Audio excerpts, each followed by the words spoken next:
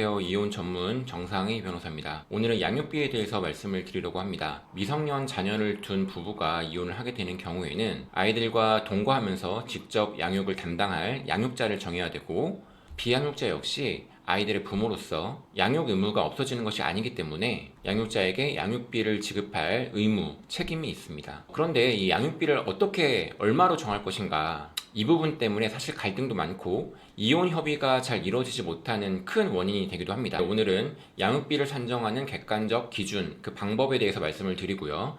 양육비에 대해서 여러분이 쉽게 가질 수 있는 오해, 그 부분에 대해서 정확한 말씀을 드릴 테니까요. 끝까지 봐주시면 앞으로 변호사의 도움 없이도 3분 만에 양육비를 정하실 수 있으실 겁니다.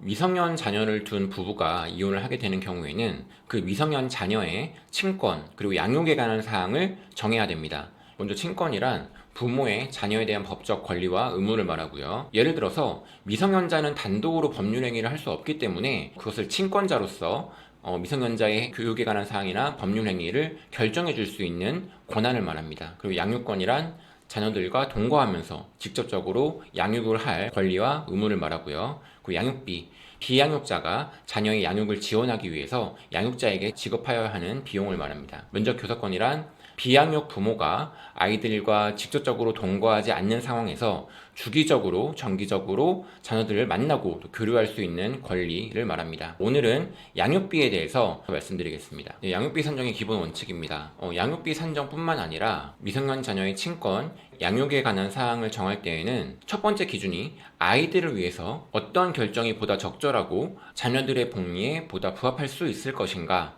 이것이 첫 번째 기준입니다. 양육비 산정 역시 아이들의 복리가 가장 첫 번째 기준이 되어야 될 것이고요. 두 번째는 부모들의 경제적 능력, 재산 상황도 고려하지 않을 수 없겠죠. 그리고 양육 환경, 해당 지역이 도시인지 농어촌 지역인지, 연령, 지역, 교육 여건 종합적으로 고려가 되어야 될 것이고요. 양육비 산정의 객관적인 지표, 기준이 있다면 큰 도움이 되겠죠. 네, 바로 있습니다. 서울가정법원이 여러 연구를 통해서 양육비 산정 기준표를 마련해 두고 있고 법원의 판단 기준으로 삼고 있습니다. 여러분께서도 객관적인 기준을 양육비를 정하시는데 중요한 참고 기준이 되실 수 있습니다. 서울가정법원이 공표한 양육비 산정 기준표를 같이 찾아보겠습니다. 구글 홈페이지인데요. 구글 검색을 통해서 찾아보겠습니다. 양육비 산정 기준표, 바로 연관 검색어가 뜨죠. 클릭하시면 바로 첫 번째 란에 대한민국 법원이 제공하는 2021년 양육비 산정 기준표 공표 및 해설서 발간이라고 뜹니다. 2021년으로 되어 있는데 이 양육비 산정 기준표가 매년 발간하는 것은 아니고 3, 4년 주기로 발간을 하고 있거든요. 그래서 2021년이면 가장 최근의 것이기 때문에 2021년 양육비 산정 기준표를 참고하시면 되겠습니다. 클릭해서 들어가시면 PDF 파일로 준비가 되어 있습니다. 양육비 산정 기준표도 있고 해설서 파일도 같이 담고 있습니다. 양육비 산정 기준표를 클릭하시면 바로 PDF 파일이 뜹니다. 2021년 양육비 산정 기준표를 토대로 계산을 하시면 되겠고요. 두 번째 페이지에서는 예시를 들어서 표준 양육비를 결정하는 방법을 담고 있습니다. 여러분께서도 양육비 산정 기준표를 기준으로 얼마 정도의 양육비가 적정할 것인지 쉽게 계산하실 수 있는데요. 이 양육비 산정 기준표의 기본 원칙이 있습니다. 자녀에게 이혼 전과 동일한 수준의 양육 환경을 유지하는 것이 바람직하다라는 전제를 가지고 있고요. 그리고 부모는 현재 소득이 없더라도 최소한 만큼이라도 자녀 양육비에 대한 책임을 분담한다 라는 것을 기본 원칙으로 하고 있습니다. 표준 양육비는 양육 자녀가 2명인 4인 가구 기준으로 자녀 1인당 평균 양육비를 말합니다. 자녀가 둘인 4인 가구에서 자녀 1명한테 쓰이는 평균적인 양육비 액수를 말하는 거예요. 그리고 여기서 말하는 부모의 소득이란 세전소득을 말하고요. 근로소득, 사업소득, 임대소득 모든 수익을 포함하는 개념입니다. 먼저 이 표준 양육비를 정한 다음에 여러 구체적 사정에 따라서 가산하거나 감산해서 양육비 총액을 확정할 수 있게 됩니다. 이 내용은 뒤에서 같이 말씀드리겠습니다. 이 양육비 산정 기준표를 토대로 양육비를 산정하는 방법에 대해서 직접 같이 해보겠습니다. 먼저 부모의 합산 소득, 세전소득이라고 말씀드렸죠. 부모의 세전소득을 합한 금액이 어느 구간에 해당하는지를 먼저 살펴봅니다. 부모의 합산 소득이 예를 들어서 550만 원이다 라고 할 때에는 그러면 이 구간에 해당이 될 것이고요. 그 다음에 자녀의 연령을 기준으로 살펴봅니다. 만 나이 기준이고요. 현재 자녀의 만 나이가 7살이다 라고 할 경우에는 이 구간에 해당이 되겠죠. 부모의 합산 소득이 500만 원대인 가정에서 4인 가구에서 만 7세의 아이 한 명에게 들어가는 평균적인 양육비 액수가 이 정도 교차점, 이 금액이 된다는 거예요. 네, 이 양육비 산정 기준표는 평균적인 표준 양육비를 정하고 있는 것이어서 각 가정의 개별적인 사정에 따라서 당연히 달라질 수 있죠. 그래서 개별적인 사정에 의해서 가산하거나 감산 요소도 있습니다. 그 부분에 대해서도 살펴보겠습니다. 앞서 살펴본 그 표준 양육비의 경우에는 부모의 세전 소득을 기준으로 하고 있잖아요. 하지만 소득 외에 재산 상황, 재산이 풍족하다든지 아니면 재산이 좀 어려운 상황이 있다든지 이런 것들은 당연히 양육비를 가산하거나 감산할 요소가 됩니다. 그리고 자녀 수입니다. 앞서 살펴본 양육 기준표는 자녀가 2명인 경우 4인 가구를 기준으로 자녀 1명에게 드는 평균 양육비 액수를 정하고 있는데요. 따라서 자녀가 1명인 경우에는 2명인 경우보다 상대적으로 조금 더 가산될 수 있겠고요. 반대로 자녀가 3명 이상이다라고 할 경우에는 자녀 2명을 기준으로 한 금액보다는 감산 요소로 작용할 수 있습니다.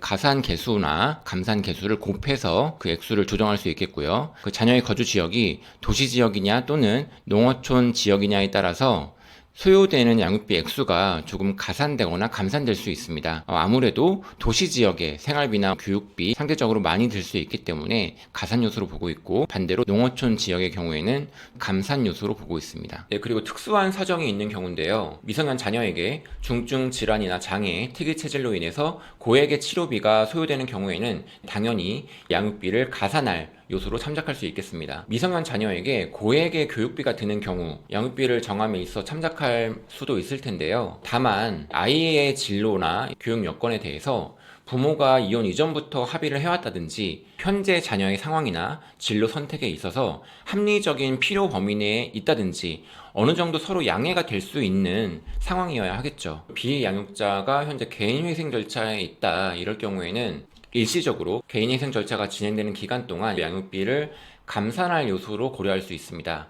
만약에 이 사정을 양해해주지 않아서 비양육자의 개인회생 절차가 중단되거나 폐지된다면 그만큼 더더욱 양육비를 지급하기 어려운 상황이 되기 때문에 일시적으로 양해해주는 것도 적절한 방법이 될 수 있습니다. 네, 이렇게 양육비 산정 기준표를 토대로 표준 양육비를 정하고, 두 번째, 각 가정의 개별적 사정에 의해서 조금 더 감산하거나 가산해서 최종적인 양육비 액수를 정하고요. 그 양육비를 양육자와 비양육자가 나눠서 부담을 하게 됩니다. 부담의 기준은 그 소득 비율에 따라서 분담하는 것이 원칙입니다. 예를 들어서 현재 양육자의 소득이 250만 원이고 비양육자의 소득이 350만 원이다라고 한다면 둘 합산하면 600만 원이죠. 양육비 분담 역시 600분의 250, 그리고 비양육자는 600분의 350, 이 비율로 양육비 액수를 서로 분담하게 됩니다. 또 정리하면 먼저 양육비 산정 기준표에서 자녀의 나이와 부모 합산 소득의 교차점에서 이 표준 양육비를 정하고, 다음에 개별 사정에 의한 가산 감산 요소에 의해서 구체적인 액수를 정하고요. 양육자와 비양육자의 소득 비율에 따라 그 부담 비율을 나누게 됩니다. 그러면 최종적으로 비양육자가 지급해야 될 양육비 액수가 산정되겠죠. 비양육자가 소득이 없는 경우에 양육비를 주지 않아도 될까요? 양육비를 산정할 때 부모의 현실적인 소득 수준이 가장 큰 기준이 되겠죠. 소득을 얻지 못하는 특별한 사정, 예를 들어 몸이 아프다거나 장애가 있다거나 자녀 양육으로 인한 경력 단절로 인해서 당장 취업이 어렵다 할 경우에는 일시적으로 해당 사유가 완화될 때까지 양육비 부담 책임이 감경되거나 면제될 여지는 있습니다. 하지만 특별한 사정 없이 당장 소득이 없다는 이유만으로 양육비 부담 책임이 면제되지는 않습니다. 다만 현재의 사정을 감안해서 양육비 액수가 최소한으로 정해질 가능성이 큽니다. 최소한의 양육비라면 30만원에서 40만원 정도, 구직을 해서라도 양육비 부담의 책임을 다 하라는 것이죠. 제가 이혼 사건, 이혼 상담을 하면서 안타깝게 생각하는 것이 나는 배우자와 이혼을 하지만 나와 아이들과의 관계는 흔들려서는 안 되잖아요. 아이들에 대한 부모로서의 책임에 있어서는 이혼 때문에 흔들리지 않았으면 좋겠습니다. 두 번째, 비양육자인 상대방이 양육비를 지급하지 않고 있습니다. 이럴 경우에 아이들을 보여주지 않아도 되나요? 안타깝지만 이런 경우가 종종 생기는데요. 경제적으로 어려워서일 수도 있고 양육비를 제때 지급하지 못하거나 지급하지 않는 경우가 현실적으로 있기도 합니다. 그럴 경우에 상대방이 양육비를 지급하지 않으니 나도 상대방의 면접 교섭에 협조하지 않겠다, 이렇게 감정적으로 대치하는 경우가 종종 생깁니다. 분명히 말씀드릴 수 있는 원칙은 면접 교섭이라는 것이 양육비 지급 의무와 대가 관계에 있는 것은 아니라는 것입니다. 우리가 분명히 해야 할 것은 양육비 지급도 마찬가지고 면접 교섭도 결국에는 아이들을 위한 거예요. 아이들의 정상적인 양육을 위해 경제적으로 지원하는 것이 양육비고, 부모의 이혼 이후에 아이들이 양육자와 함께 지내지만 비양육 부모와도 자주 보면서 정서적 유대를 유지하면서 성장할 수 있도록 최소한의 방법이 면접 교섭입니다. 그렇기 때문에 상대방이 양육비를 지급하지 않았으니 나도 상대방의 면접 교섭에 협조하지 않겠다라고 하는 것은 결국은 아이들의 권리와 아이들의 정서적 발달까지 침해하게 되는 것이죠. 그 심정에 대해서는 이해를 하지만 그 면접 교섭 자체에 협조하지 않기보다는 양육비 지급을 강제할 수 있는 방법으로 나아가시는 것이 보다 현명할 것이다 라고 생각합니다. 미성년 자녀의 양육에 관한 사항은 이혼과 함께 정해지게 되는데, 한번 정했다고 바뀌지 않는 것은 아니고 이후에 양육에 관한 사항을 변경할 만한 사정 변경이 있다면 당사자의 협의나 법원의 심판을 통해서 그 내용을 변경할 수 있습니다. 다만 법원은 두 당사자가 동의하지 않는 상황이라면 한번 정했던 사항을 변경할 때에는 뚜렷한 사정 변경을 필요로 하기 때문에 아무래도 처음 정할 때 신중하게 정하시는 것이 좋겠죠. 양육자인 상대방이 양육비를 자녀 양육에 쓰는지 믿기 어렵다 라는 것인데, 두 당사자가 이혼하면서 서로 좋은 감정으로 헤어지는 것은 어려운 일이죠. 서로에 대한 앙금이 남거나 신뢰도 많이 떨어진 상황이 될 수 있는데, 이 돈이 온전히 자녀들에게 쓰이는지도 잘 모르겠고, 그래서 양육비를 상대방에게 직접 주기 싫다, 내가 바로 학원에 입금하거나 필요한 경비를 직접 대겠다, 이렇게 요구하시는 분들도 간혹 있거든요. 그럼에도 불구하고 양육비는 비양육자가 양육자에게 직접 지급하는 것이 원칙입니다. 구체적인 지급 방법에 대해서 서로 양해가 된다면 그것도 가능하겠지만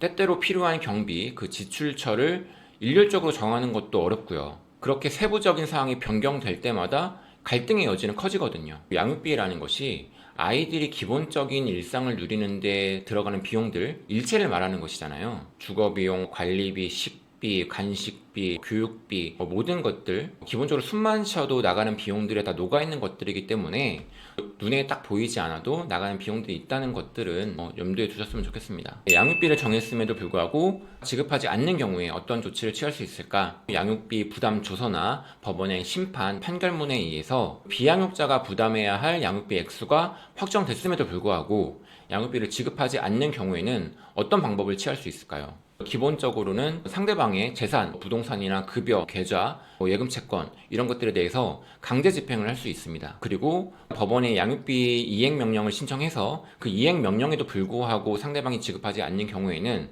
법원에서 그 사람을 가둬두는 감치 명령을 할 수도 있고요. 그리고 양육비를 지급하지 않는 문제가 사회적 이슈로 떠오르다 보니까 이와 관련해서 양육비 이행 확보 및 지원에 관한 법률이 제정되어 있습니다. 일정한 요건에 해당되는 경우에는 양육비 책임을 다하지 않는 그 상대방에 대해서 신용정보회사에 양육비 체납 사실을 제공하거나 운전면허 정지, 출국금지 요청, 세금 환급 예정 금액을 압류하거나 차감하는 강제 수단도 마련해 두고 있습니다. 이 부분에 대해서는 법률 전문가의 상담을 통해서 조치로 나아갈 수 있으실 겁니다. 오늘 이렇게 양육비 상정 방법과 양육비에 대한 상식에 대해서 말씀을 드렸고요. 더 궁금한 점이 있으시면 고정 댓글에 링크를 달아둘 테니까요. 링크에 통해서 연락을 주시면 좋겠습니다. 더 좋은 내용으로 찾아뵙도록 하겠습니다. 구독과 좋아요, 알림 설정, 이 채널을 유지하는 소중한 힘입니다. 감사합니다.